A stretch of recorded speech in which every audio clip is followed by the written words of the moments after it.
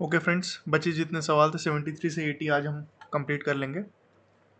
Question number 73 क्या बोल रहा है, देखिए। The age of each of P and Q is less than 100 but not more than 10, but more than 10, sorry, less than 100 but more than 10, मतलब कि 11 से लेकर 99 तक की कोई एज हो सकती है। If you interchange the digits of age of P, the number represent the age of Q. तो मान लो पी की एज अगर 17 है, इंटरचेंज कर दोगे तो क्यू की एज बन जाती 71। इस तरीके से कुछ बताने की कोशिश कर रहा है। क्वेश्चन पूछ रहा है कि दोनों की एजेस का डिफरेंस कितना होगा। ठीक है, दोनों की एज में अंतर कितना है। ठीक है, पहला स्टेटमेंट बोल रहा है age of P is greater than age of Q. तो सिर्फ अगर ये स्टेटमेंट दिया है तो आप क्या बता सकते हो? कुछ नहीं बता सकते। Age of P is greater than age of Q से क्या मिल जाएगा आपको? पी को अगर आप 71 ले लो तो क्यू की वैल्यू 17 हो जाएगी। पी की वैल्यू 62 ले लो, 26 हो जाएगी। ठीक है, 93 ले लो, 39 हो जाएगी। ये आपके पी की वैल्यू, ये क्यू की वैल्यू। तो P is greater then Q में तो अलग अलग डिफरेंसेस आ जाएंगे। इनको माइनस करोगे तो अलग वैल्यू आएगी, इसको माइनस करोगे तो अलग वैल्यू आएगी, इसको माइनस करोगे तो अलग वैल्यू आएगी। राइट, तो डिफरेंस ऑफ एजेस अब हम बता नहीं सकते सिर्फ स्टेटमेंट नंबर 1 से। स्टेटमेंट नंबर 2 बोल रहा था sum of their ages is 11/6 times their difference. ठीक है, अभी सिर्फ स्टेटमेंट नंबर 2 की बात करते हैं। ठीक है, sum of their ages is 11/6 times their ages. ठीक है, तो पहले मैंने आपके लिए रख लिया है कि पॉसिबल एजेस ये है हमारी। पी की वैल्यू को इस तरीके से मान लेंगे, क्यू की वैल्यू ये हो जाएगी। पी की वैल्यू अगर एक्स वाई है तो क्यू की वैल्यू वाई एक्स हो जाएगी। और एक्स वाई को ऐसे भी लिख सकते हैं 10x, अगर एक्स डिजिट है हमारा। ठीक है, जो डिजिट को रिप्रेजेंट करता है, तो 10x प्लस वाई, और क्यू की वैल्यू 10y प्लस एक्स हो सकती है। तो यहाँ p माइनस क्यू लेंगे तो क्या बनेगा, 9x माइनस 9y। ठीक है, 9 times x minus y. Statement number 2 क्या बोल रहा है, 11 times x plus 11 times y equals to 11/6 times, मतलब कि दोनों की जो एजेस के वैल्यूज थी, मतलब ये 10x plus y plus 10y plus x, ये जो था ये आपका ये बना। ठीक है, दोनों की एजेस को ऐड कर रहे हैं तो इज 11/6 टाइम्स, जो सब्ट्रैक्ट करने पे मिल रहा है। तो इसको सॉल्व करेंगे तो कुछ इस तरीके से रिलेशन मिलेगा, x equals to 5/5 times y। अच्छा, इसमें एक और चीज़ है, आप अपने दिमाग से सोचिएगा। इसमें जैसे हमने p को एक्स वाई लिया है ना, p को अगर वाई एक्स लेते तो यहाँ पे 9 टाइम्स y माइनस एक्स, इस तरीके से इक्वेशन बनती। खैर, आगे आप देखेंगे कि उसको सॉल्व करने पे भी वही वैल्यू आती है। ठीक है, 1:5 का रिलेशन बन रहा है एक्स और वाई के बीच में। ठीक है, तो p की वैल्यू अगर 51 लेंगे तो q की वैल्यू क्या होगी, 15। ठीक है, क्योंकि एक ही वैल्यू ले सकते हैं। देखिए 1:5 है, x equals to 5 times y, तो y की वैल्यू 1 लेंगे तो x की वैल्यू एक कोई डिजिट बन पाएगी। डिजिट, x और y डिजिट्स है ना हमारी, x और y 1 से लेकर के 9 तक की कोई डिजिट हो सकती है। राइट, तो y की वैल्यू 1 लेने पे x की वैल्यू 5 बन जाएगी। लेकिन y की वैल्यू अगर आप 2 लेंगे तो x की वैल्यू फिर 10 बन जाती है, तो डिजिट नहीं बनेगा, 2 डिजिट नहीं रह जाएगी x की वैल्यू 1 से 9 के बीच में। ठीक है, तो एक ही पॉसिबल वैल्यू है, 5 1 और 1 5, तो सब ट्रैक करेंगे, दोनों का डिफरेंस 36 आएगा।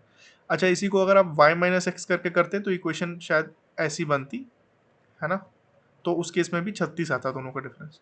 तो आप सिर्फ स्टेटमेंट नंबर 2 के प्रयोग से भी इसका उत्तर दे सकते हैं। ठीक है, दोनों केसेस में डिफरेंस 36 ही आ रहा है, तो ओनली यूजिंग स्टेटमेंट नंबर 2 आप उसको सॉल्व कर सकते हैं। Question number 74, the main statement is followed by 4 statements P Q R S. अब इसमें से choose the ordered pair of the statements where first statement implies the second and the two statements are logically consistent with the main statement।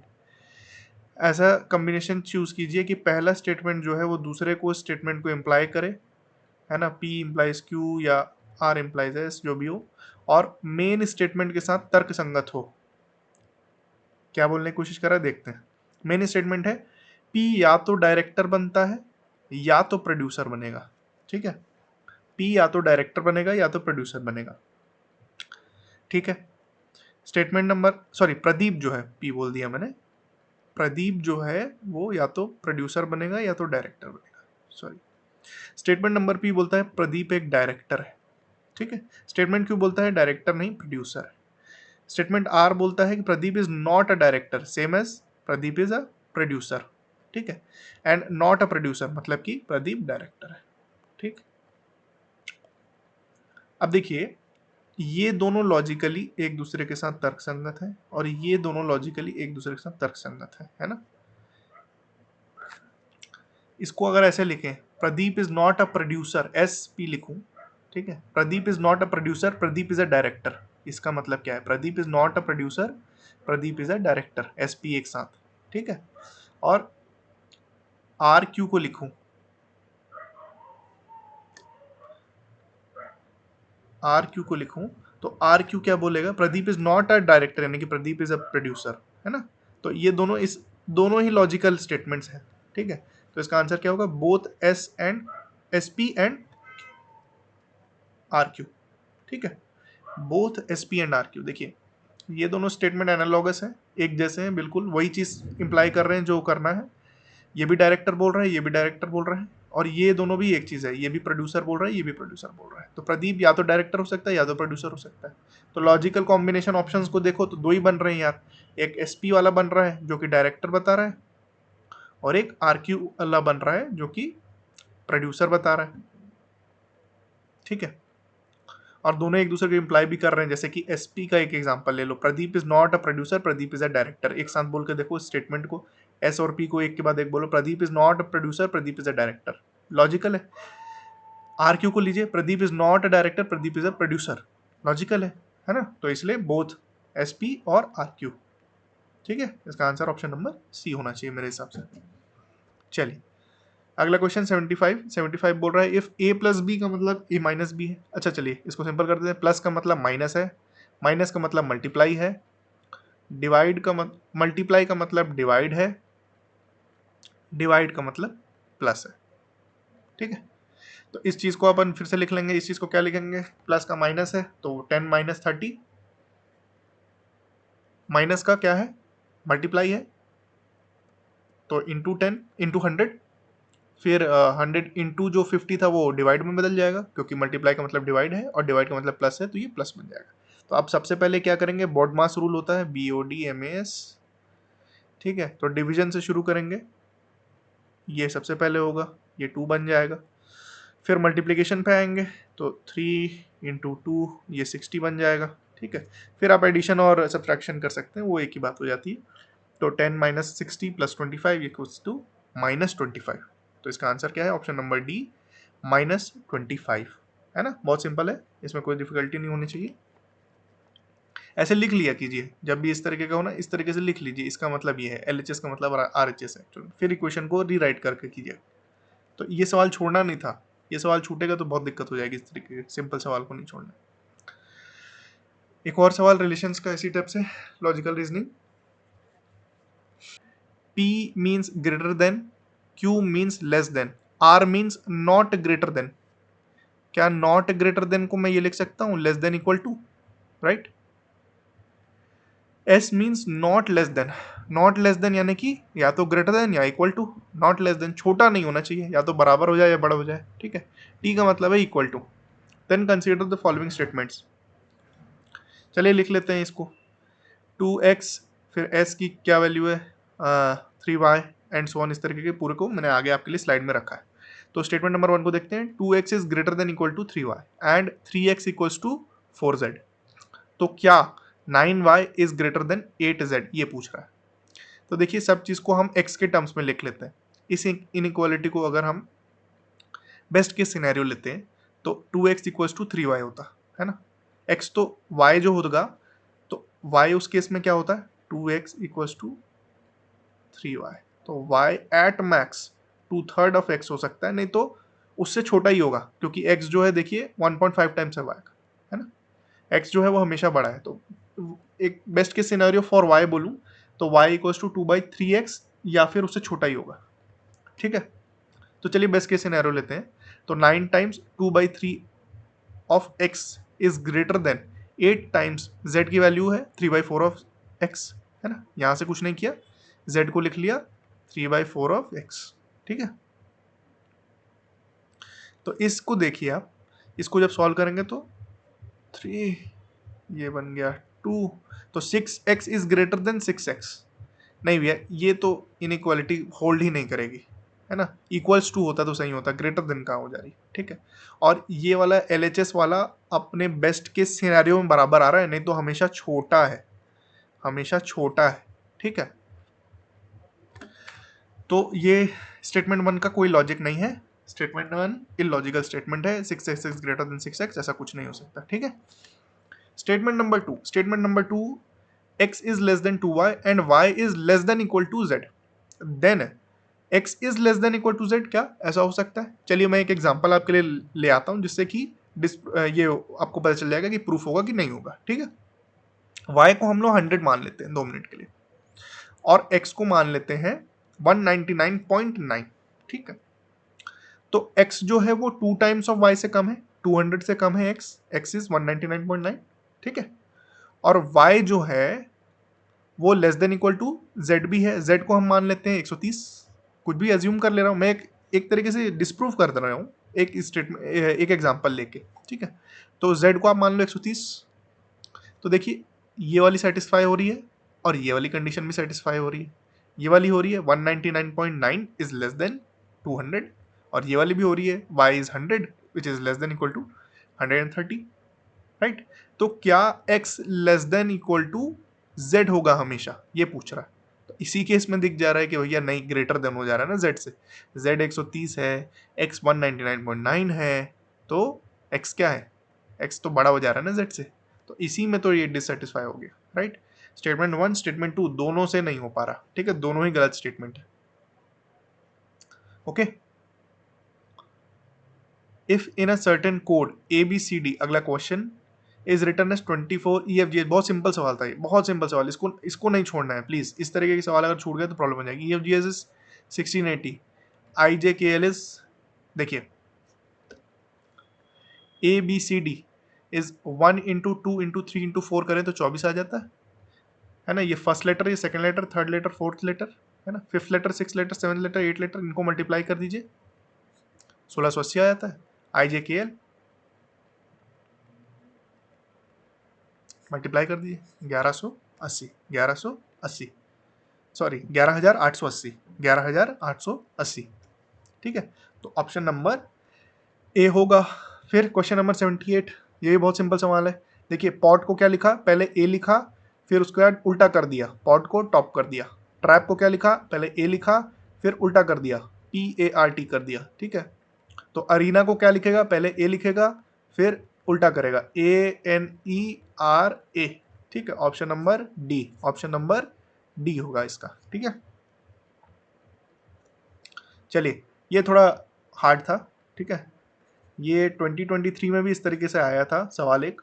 अब ये जो है ना UPSC जो है क्यूब्स पे भी थोड़ा फोकस करने लग गई, नंबर के क्यूब्स के साथ कुछ गेम खेलती है, ठीक है।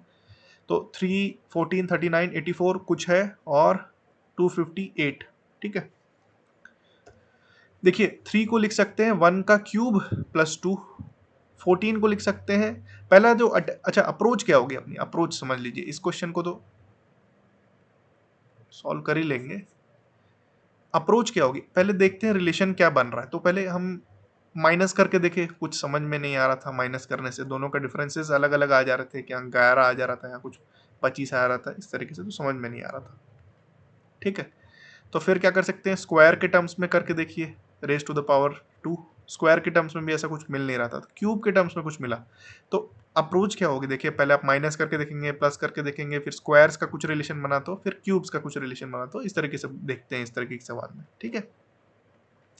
तो अभी क्यूब्स में 1 का क्यूब प्लस कुछ नंबर हो रहा है 2, अभी मुझे नहीं समझ में आ रहा है कि क्या रिलेशन है, अभी सिर्फ यहाँ देखिए, यहाँ देखिए, बाकी यहाँ कर नहीं देखिए, ठीक है। फिर 14 आएगा तो इसको लिख सकता हूँ यार, 2 का क्यूब ले लेता हूँ, 2 4 8, 8 प्लस 6 आ जा रहा है, ठीक है। फिर इसको लिख सकता हूँ 3 का क्यूब 27 प्लस 12 आ रहा है, अभी भी बन तो रहा है लेकिन ऐसा कुछ समझ में नहीं आ रहा। 84 को ले लेता हूँ तो 4 का क्यूब प्लस 20 आ जा रहा है, अब ये हमको नंबर नहीं पता था, ठीक है, ये हमको अभी 2 मिनट के लिए नहीं पता क्या नंबर है। 5 का क्यूब प्लस कुछ होगा, ठीक है। 258 जो है ये है 6 का क्यूब प्लस 42, ठीक है, अभी हमको ये वाली चीज़ नहीं पता, ये वाली चीज़ नहीं पता, ठीक है। तो इसको देखते हैं यार क्या रिलेशन बन रहा है। क्यूब प्लस टू, इस टू को क्या लिख सकता हूँ मैं, ये 1 × 2 है, राइट। और इसको लिख सकता हूँ 2 का क्यूब प्लस 2 × 3, फिर 3 का क्यूब प्लस 3 × 4, हाँ अब बन रहा है कुछ रिलेशन। 4 का क्यूब प्लस 4 × 5, राइट। तो ये कुछ 5 का क्यूब प्लस 5 × 6, और ये 6 का क्यूब प्लस 6 × 7, अरे हाँ ये तो बैठ रहा है, तो यही होना चाहिए रिलेशन, राइट।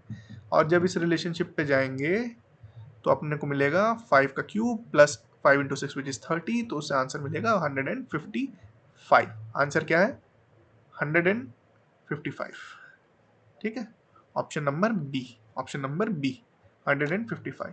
चलिए last question, question number 80। In some code, PQRST represents the number 4, 5, 10, 12 and 15. It is not known which letter represents which, यानी कि P4 है ऐसा नहीं है, P5 भी हो सकता है, P10 भी हो सकता है, P12 भी हो सकता है, P15 भी हो सकता है, सिमिलरली बाकियों के लिए भी, ठीक है। तो उस ऑर्डर में ही है, वैसा नहीं दिया है। अच्छा, कुछ रिलेशंस दिए हैं उसके बाद, Q - S is 2S, T = R + S + 3, और वैल्यू निकालनी है P + R - T की, ठीक है, कोई दिक्कत नहीं है। ये हमारी पॉसिबल वैल्यूज हैं, ये हमारी पॉसिबल वैल्यूज हैं PQRST की, है ना। ये हमको दिया है रिलेशन गिवन, ये हमको फाइंड करना है। चलिए एक एक करके देखते हैं। P - S = 2S, P - S sorry Q - S = 2S। अच्छा यहाँ ध्यान देंगे, Q - S = 2S को लिख सकते हैं Q = 3S। तो बहुत ध्यान से सोचेंगे, Q = 3S है और पॉसिबल वैल्यूज हैं 4, 5, 10, 12, 15, राइट। तो Q की वैल्यूज क्या हो सकती है, और S पे डिपेंड करेगी, तो S की वैल्यू क्या हो सकती है, 4 या 5 यार, 4 5 से जैसे ही बड़ा होगा करेगा, जैसे मान लो 10 माना, तो 10 × 3 30 हो गया, तो 30 तो इसमें है ही नहीं ना, तो Q की कोई प्रोबेबल वैल्यू वो नहीं हो सकती, राइट। तो या तो S की वैल्यू 4 है या तो S की वैल्यू 5 है, और S की वैल्यू 4 5 है तो करस्पॉन्डिंग Q की वैल्यूज 12 या 15 हो सकती है। अभी इतना समझ में आया, अभी सिर्फ इतना समझ में आया। अब स्टेटमेंट नंबर 2 पे जाते हैं, वो बोल रहा है T = R + S + 3। तो S की वैल्यू या तो 4 हो सकती है या तो 5 हो सकती है, तो 4 या 5 में +3 कर दिया तो इसको लिख सकता हूँ 7 या 8, राइट। ये पूरे को एक साथ लिख दिया और कुछ नहीं, ठीक है। 4 + 3 7 होता, 5 + 3 8 होता, तो ये T की वैल्यू क्या हो सकती, R + 7 या R + 8। चलिए इसको अब बाइफरकेट कर देते हैं, सिंपलीफाई कर देते हैं, ठीक है। 7 वाले को यहाँ लिख लिया, 8 वाले को यहाँ लिख दिया, तो T की वैल्यू इज R + 7 या T की वैल्यू इज R + 8। अब R की क्या क्या वैल्यूज हो सकती हैं, इस केस में देखिए, इस केस में R की वैल्यू 5, 10, 12 या 15 हो सकती है। 4 तो नहीं हो सकती क्योंकि 4 वाला हमने S की वैल्यू पहले ही ले ली है ना, ठीक है। तो इस केस में ये 4 वैल्यूज पॉसिबल है, और सेकेंड केस में R की वैल्यू 4, 10, 12 और 15 हो सकती है, ठीक है, क्योंकि S की वैल्यू 5 ले ली, ठीक है। ये वाला जो है इसमें S की वैल्यू 4 है, ठीक है।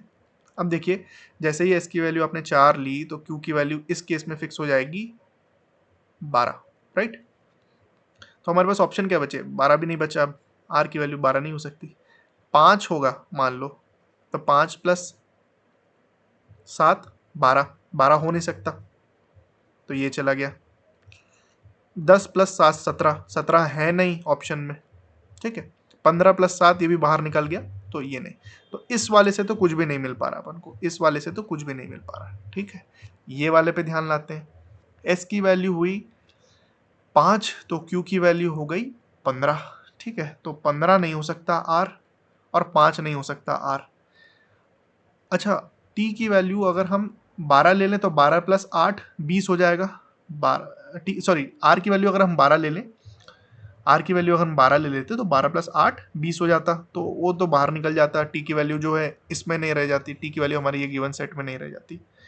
वैसे ही अगर 10 लेंगे तो 10 + 8 18 हो जाएगा, तो T की वैल्यू वो भी बाहर निकल गई। हाँ 8 + 4, अगर R की वैल्यू 4 हो जाती है तो 8 + 4 12, हाँ, ये बैठ रहा है। 8 प्लस 4 कर देने से टी की वैल्यू क्या बैठ जा रही है? 12। हाँ, तो इसको साफ सुथरे में एक बार लिख लेते हैं, ठीक है। पी के लिए सिर्फ वैल्यू बचेगी 10, है ना। ये आर की वैल्यू 4 ले रहे हैं, टी की वैल्यू 12 हो जा रही है, एस की वैल्यू 5 और क्यू की वैल्यू 15, ठीक है। ये इसका 3 टाइम्स और ये जो है अपना रिलेशन बाकी वाले से है, बचा जो था वो पी बन गया, ठीक है। तो p plus R minus T की वैल्यू क्या होगी? 10 प्लस 4 14 माइनस 12 की वैल्यू 2 है। तो आंसर क्या है? Option number B, option number B 2, ठीक है। अभी तक बने रहने के लिए बहुत बहुत धन्यवाद फ्रेंड्स। आशा करता हूँ आपको एक्सप्लेनेशन समझ में आए होंगे। जब जिन्होंने भी सब्सक्राइब किया है उनको बहुत बहुत बहुत धन्यवाद। जिन्होंने नहीं किया है, जब भी आपको टाइम मिले कर सकते हैं, हेल्प हो जाएगी। ये थोड़ा लंबा वीडियो हो गया लेकिन पेंडिंग हो रहा था तो एक साथ ही सारा बना दिया, ठीक है। जय हिंद फ्रेंड्स।